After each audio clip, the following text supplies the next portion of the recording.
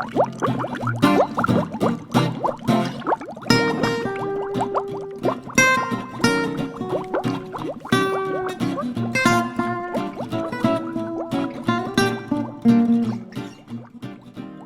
it's Colin Sanders here from Colin's Cosmetic Consultancy.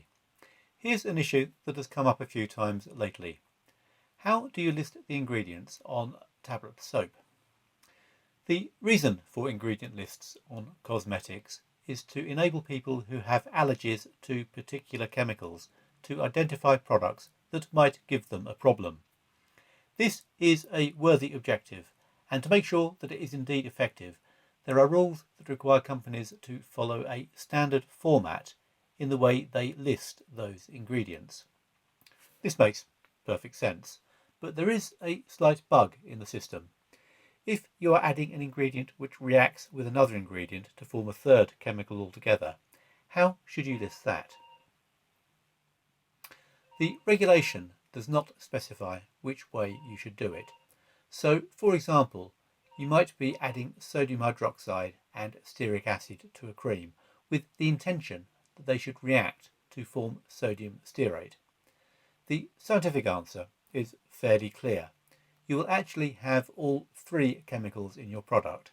So to strictly comply with the spirit of the legislation, you should list sodium hydroxide, stearic acid and the sodium stearate produced by the reaction of the two.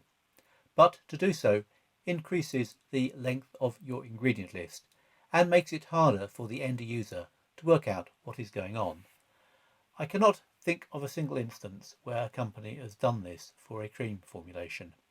The consensus seems to be that you just list the ingredients as you added them. This doesn't seem to give anybody any trouble, so it seems like a good pragmatic interpretation of the regulations.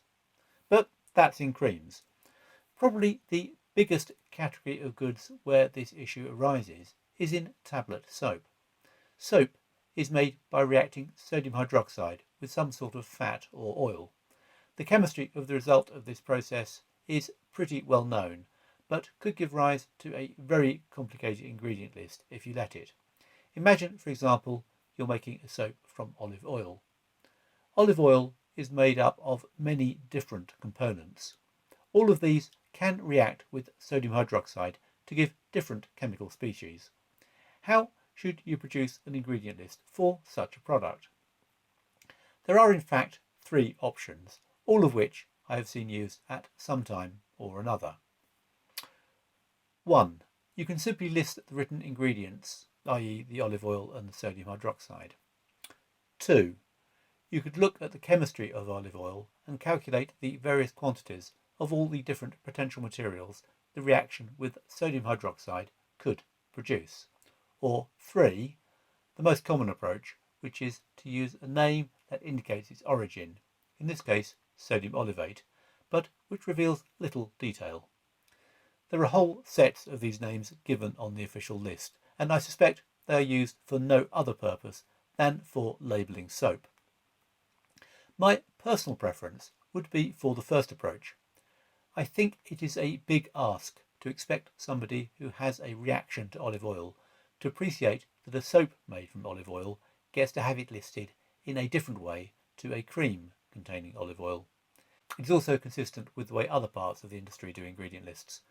I think there is a lot to be said for being as straightforward as you can be with your description of your product. I haven't done a formal survey, but my guess is that well over 90% of soap is labelled using the third approach, so I would appear to be in a minority. I think the explanation is pretty simple. I'm old enough to remember when ingredient lists first came in. When deciding how to interpret the regulations, we simply looked at what other people were doing and did that. The soap makers did the same, but came to a different consensus, with the result that most of them do it the same way and different to every other category. And who can blame them? Nobody ever got fired for doing what everybody else is doing. This is one of those issues where following the crowd is probably the best strategy.